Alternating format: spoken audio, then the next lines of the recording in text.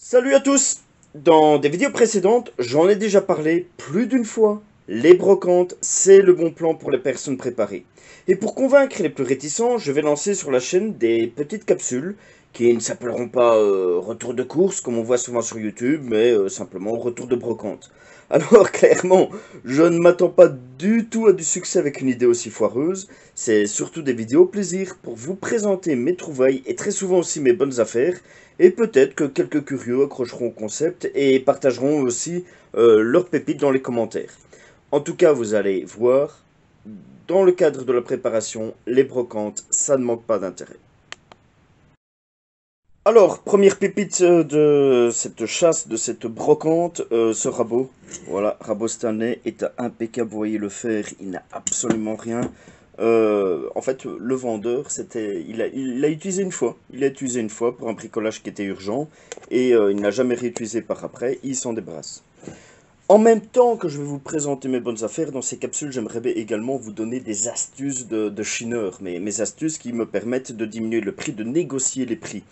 Et la toute première, c'est déjà de faire la distinction entre les différents types de vendeurs.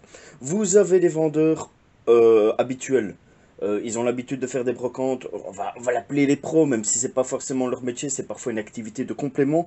S'ils ne vendent pas ce rabot ce jour-là, ils le vendront la brocante la semaine d'après ou dans 15 jours. Ils connaissent la valeur des choses. C'est un public qui est plus difficile pour négocier les prix. Et puis, il y a comme ce monsieur aujourd'hui, des particuliers qui, eux, vident leur grenier, vident leur garage. Alors oui, ils veulent se débarrasser de certaines choses qui leur sont superflues, si possible à un bon prix, mais avec eux, ça va être plus facile de négocier le prix, etc. Pour peu que vous allez mettre un peu, je veux dire, de technique. Alors, le monsieur était un peu commercial parce que, voilà, vous voyez qu'il avait acheté ce rabot, ça c'est l'emballage qu'elle est avec, 90 euros au bricot et qui le revendait 40 euros. Donc vous voyez déjà l'économie que vous allez faire pour quelque chose qui est comme neuf, hein, il s'en est servi qu'une seule fois. Les brocantes, c'est le bon plan pour les personnes préparées. Maintenant, 40 euros, c'est trop pour moi. C'est trop pour moi juste par principe. Parce que sur une brocante, moi, je suis un dentiste. J'arrache les dents. Et il n'y a pas à se poser, est-ce que c'est une bonne chose, une mauvaise chose, est-ce que c'est bien, c'est mal de négocier les prix. Ça fait partie du jeu. Les prix qu'ils vont vous donner, ce sont des prix qui sont déjà gonflés. Si vous ne négociez pas, que vous payez cash, tant pis pour vous, hein. Mais moi, 40 euros, c'est trop. Alors, en plus de regarder à qui j'ai affaire, je vais entamer tout plein de petites techniques. Et l'une de mes techniques principales, celle que je vais même faire systématiquement, c'est ne jamais montrer mon enthousiasme. Alors oui, clairement, c'est un rabot de bonne qualité. Il est comme neuf. Il m'intéresse. Mais il faut pas que je le montre, sinon quand je vais négocier le prix, le gars il va dire, mais de toute façon, j'ai pas besoin de négocier le prix. Si je dis 40 euros, il va prendre quand même à 40 euros. Ça se voit trop qu'il le veut. Et ce rabot, je l'ai regardé, je l'ai un peu manipulé, j'ai fait mon idée, mais en montrant pas enthousiaste du tout, avec la tête du mec qui, limite, est en train de calculer en disant, ouais, la fin du mois va être difficile, ouh là là, 40 euros, c'est peut-être un peu trop, allez, vaut mieux le déposer, c'est peut-être plus raisonnable. Et puis je me relève, puis je m'éloigne un peu en le gardant un peu dans le coin de l'œil, mais ouais, non, vaut mieux le laisser. Ça, c'est en tout cas l'impression que vous devez donner avant de négocier les prix. Et ça fonctionne. Le monsieur, il a fait vous êtes intéressé par le rabot là? Puis je fais ouais, mais j'en ai un quasi le même, mais un peu plus petit déjà à l'atelier. Donc, ouais, un grand, ce serait pas mal. Ça me permettrait de faire du travail peut-être un peu plus rapide, un peu plus précis. Mais finalement, je suis capable de le faire avec le petit, même à 40 euros. Donc, ouais, c'est un bel outil. Je vois bien, monsieur, il n'a pas bien servi, etc. Mais 40 euros, non.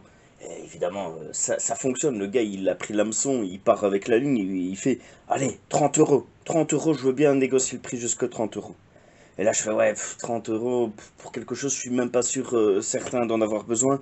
Et puis là, je fais le gars qui craque, et je fais, allez, 25 euros, je le prends. Et ouais, 25 euros, je l'ai pris à 25 euros, tout simplement. Donc voilà, sur le prix qui était demandé, 15 euros de gagné.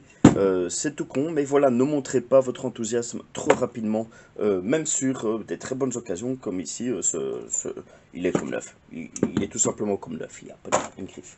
Vous devez être un arracheur de dents sur les brocantes. En parlant d'arracher les dents, voici un outil qui me semble tout à fait adapté. Voilà une pince pour tout ce qui est matériel de plomberie, pince à serrer tout ce qui est tuyauterie. Et ben, quand j'ai demandé le prix de cette pince, c'était une dame. Je n'ai pas fait, bah écoutez, la pince à serrer les tuyaux, là, ça combien? Non, j'ai fait, excusez-moi de vous déranger, vous la feriez à combien, là, la grosse pince, là? La grosse pince banale, pas l'outil spécialisé, pas l'outil dont les dimensions m'intéressent, parce que c'est également, voilà, un acier elle est fonctionnelle, tout va bien, c'est solide, tu vois, c'est pas de la camelote. Ce truc-là, banal, combien vous me le faites? Et puis, bon, elle dit un premier prix, je crois qu'elle m'a mis 20 euros, ce qui est déjà une très bonne affaire, parce que pour du matériel qui est en moindre qualité, pour plus ou moins ces dimensions-là, dans une grande surface de bricolage, vous allez taper dans les 90 euros. Donc on peut dire qu'une pince comme ça, de cette qualité-là, ça dépasse les 100 euros sans problème. Ici, évidemment, elle a vécu, mais elle est tout à fait fonctionnelle, elle fera le même boulot. Hein. Donc la deuxième main, c'est quelque chose d'intéressant.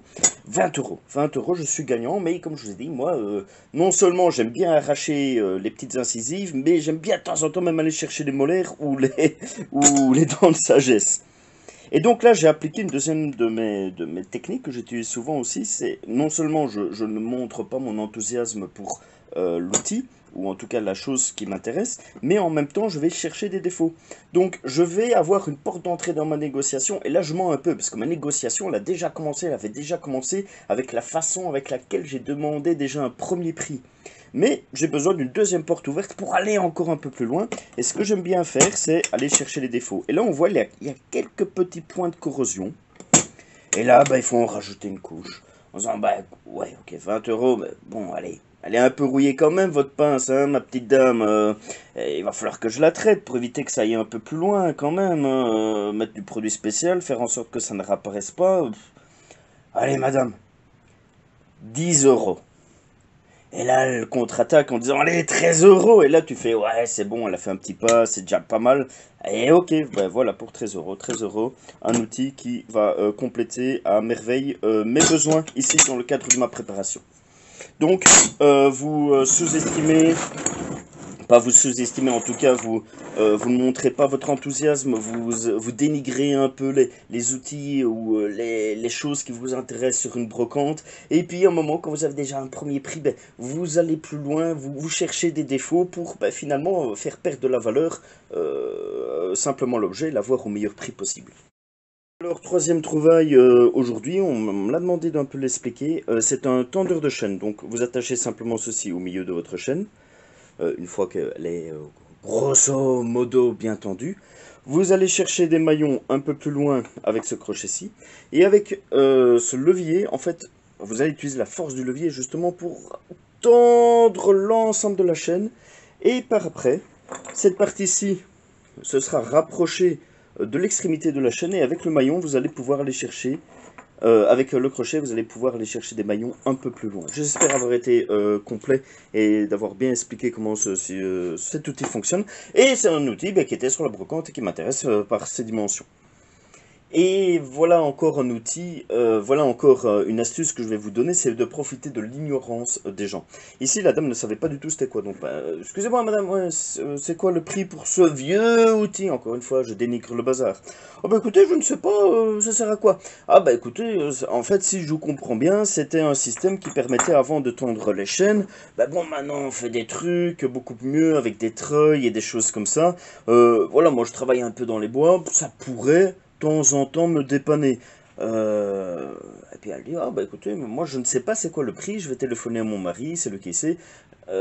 Et bon, là je joue directement franc jeu, je dis écoutez, le truc il est quand même rouillé, je vais quand même jouer ma sécurité, c'est des activités de bûcheronnage, etc. Donc je vais pas pouvoir forcer beaucoup sur cet outil-là parce qu'il a déjà bien vécu. Ne me proposez pas un gros prix parce que je vais le refuser. Et vous perdez du temps, vous allez faire perdre du temps à votre époux et vous me faites perdre du temps également. Donc voilà, tenez-en compte.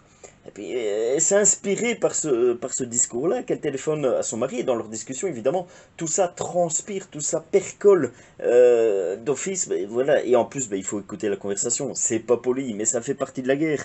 C'est comme ça qu'on négocie. Et donc, ben, j'ai bien compris que c'était le truc qui traînait près de l'établi de monsieur, etc. Qu'elle ne savait même pas c'était quoi.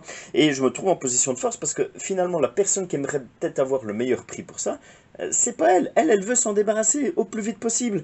Et ben, le monsieur, celui qui aurait pu essayer de dire ouais, mais ça sert quand même, c'est quand même c'est du bon acier, c'est quand même du métal à l'ancienne, c'est pas de la camelote, même si c'est rouillé. Mais il n'est pas là en fait. Elle ne sait absolument pas c'est quoi. Et finalement, c'est elle avec qui je vais avoir le dernier mot. Le monsieur, il n'est pas là. Elle, par contre, j'ai l'ignorante. Sans méchanceté du tout pour cette dame, hein, mais je vais profiter clairement de son ignorance. Je suis le dentiste, encore une fois. J'arrache les molaires, moi, monsieur, dame. Et donc, bah, elle raccroche, elle fait, bah, c'est 10 euros. Je fais, écoutez, 10 euros, je le prends pas. Je vais avoir si je fais pas attention, le truc, il va me péter à la gueule. C'est pour me dépanner. Je mets pas plus que 5 euros, madame. Eh ben, je l'ai eu à 5 euros. Voilà. Donc, ben, quand on fait un peu le calcul de tout, bon, ça, pour le retrouver maintenant dans le commerce, vous n'allez pas le trouver parce que maintenant il y a des systèmes avec des cliquets, des choses beaucoup plus complexes. Donc, celui-là, on va oublier, c'est 5 euros. Celle-là, comme je vous ai dit, des neuves, mais de qualité inférieure, vous allez en trouver à 90 euros. Je l'ai eu à 13 euros. Celui-là, j'estime à 75 euros dans le commerce, peut-être plus selon le vendeur. Je l'ai à 15 euros. Ben, en fait, avec ce que j'ai gagné sur cet outil-là en négociant, ben, j'ai pu acheter la pince au même prix, quoi, finalement. Donc, vous voyez tout l'intérêt de 1, des brocantes, parce que vous allez faire des solides affaires, et de 2, de négocier, parce que vous allez encore grappiller des choses. Ça fait partie du jeu, encore une fois. Comme je vous ai dit, chaque fois qu'il y aura une petite brocante, que je ramène quelque chose de sympa, on refera un peu. C'est peut-être aussi l'occasion de découvrir certaines choses que vous ne connaissez peut-être pas, juste par curiosité ou par amour des vieilles choses. Et je vous donnerai d'autres conseils parce que voilà, là je vous en ai déjà donné quelques-uns, c'est pas fini. Et j'en aurai d'autres dans d'autres vidéos. Vous allez voir, des fois j'ai des stratégies qui sont un peu tordues, mais ça vaut la peine et ça fonctionne. Pour clôturer cette vidéo et pour vous remercier d'être resté jusqu'ici, je vais vous donner encore les bons moments pour être sur une brocante. Alors, les bons moments pour être sur une brocante, pour moi, il y en a deux, avec des avantages et des inconvénients. Le tout premier, c'est être clairement là quand ça déballe, c'est être là dès le début, d'être là fort tôt le matin. Pourquoi? Je prends un exemple. Moi, je suis dans un milieu très rural. Ça, clairement, ça partait. Aujourd'hui, un outil de cette qualité-là, dans un milieu rural, ça part. Un prix comme elle allait mettre, 20 euros ou peut-être 30 euros s'il y avait d'autres gens qui négociaient mal, ça partait. Même peut-être par un autre brocanteur qui allait l'acheter pour le revendre le jour même ou la semaine d'après en mettant 20 euros en plus. Ça partait, ça c'était garanti. Premier arrivé, premier service, ça c'est l'avantage d'être là dès le début, c'est les bonnes occasions, genre ce rabot là également, c'est une très bonne occasion, il est comme neuf. Si vous n'êtes pas là au bon moment, probablement ça part avant vous. Ça, bon, c'est encore plus discutable parce que voilà, c'est déjà un outil qui a bien vécu, etc. C'est déjà un peu plus spécialisé. Mais celui-là, il partait, ça c'était garanti. Aujourd'hui, elle vendait sa pince. C'était écrit dans les cieux. Elle ne le savait pas, moi je le savais. Euh, Donc, être là dès le début. Le problème en étant dès le début, c'est que généralement, vous n'allez pas pouvoir négocier correctement les prix parce que, voilà, on vient de s'installer, on sait qu'on a toute une journée éventuellement à vendre des trucs, on n'a pas forcément envie de brader, on n'a pas forcément envie de négocier. Il y aurait une petite nuance que je donnerai quand même juste après le deuxième moment qui me semble intéressant pour venir sur une brocante, ben, c'est la dernière heure. La dernière heure où il faut remballer, il faut ranger tout doucement, il faut penser à ranger. Et même les pros, hein, même les habitués de la brocante, ça les embête de ranger encore une fois un outil que ça fait des mois qu'ils ont dans les pattes et qu'ils n'arrivent pas à vendre. Pour le particulier, ils partaient dans l'idée de se vider le plus possible, au meilleur prix possible, certes, mais de revenir le plus à vide possible. Et là, clairement, c'est des moments où bah, vous allez voir, même d'eux-mêmes, les gens vont venir coller des nouveaux prix ou vont mettre une petite affichette en disant moins 15% sur le prix affiché. C'est clairement à ce moment-là que vous allez avoir déjà des meilleurs prix d'attaque et qu'il va pouvoir être possible de négocier de façon encore beaucoup plus agressive. Encore une fois, les gens sont libres de dire non, on leur met pas un couteau sous la gorge. Hein.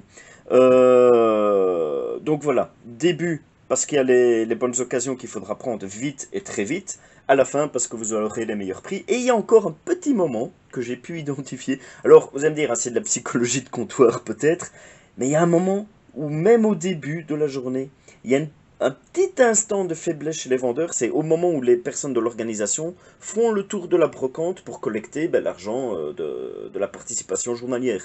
Typiquement, tu as autant de mètres, tu vas payer autant le mètre exposé. Et à ce moment-là, surtout que les gens, ça se paye en cash, tout ça, ils sortent du portefeuille leur argent, ils payent la personne de l'organisation qui dit un grand merci et qui part. Et à ce moment-là, il y a une période de vulnérabilité où le vendeur se dit, ah, il faut absolument que sais-je, les 15 euros que je viens de mettre, il faut que je les récupère aujourd'hui, je peux pas être à perte, ce serait une très mauvaise journée. Et là, arrive vous. Le dentiste, le premier client presque de la journée, et vous montez votre intérêt pour peut-être quelque chose, évidemment, quelque chose qui vous intéresse, mais un intérêt mitigé, et puis ouais, le prix est peut-être un problème. Eh ben, j'ai constaté que la plupart du temps, à ce moment-là, hein, où ils viennent de payer les personnes de l'organisation, ils sont plus enclins à descendre les prix, à vous donner quelque chose, parce qu'il y a ce côté un peu fétiche, ce côté un peu gris-gris, que finalement, le premier client, il faut qu'il reparte avec quelque chose, parce qu'il faut rentrer dans les frais. Voilà. Vous me direz ce que vous en pensez, mais moi, clairement, c'est un moment où j'attaque. C'est un moment où moi, le dentiste, je suis là avec la fraise automatique à 3 vitesses et, et une percussion au plus. Ça fonctionne, etc.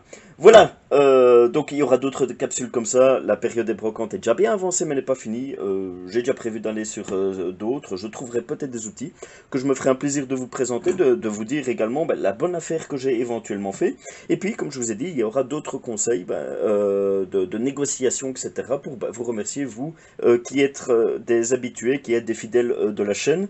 La capacité, le savoir de pouvoir négocier, c'est des choses qui sont super intéressantes dans la vie de tous les jours, mais également en cas de rupture de la normalité. Et à mon sens, les brocantes, c'est peut-être l'un des meilleurs terrains de jeu pour travailler cette faculté. En tout cas, vous avez vu, j'ai rigolé tout le temps, parce que j'y prends plaisir, c'est un jeu pour finir. Et à la fin, vous avez des choses qui sont pertinentes dans le cadre de votre préparation. Le petit pouce, l'abonnement, n'hésitez pas, et surtout préparez-vous à la prochaine.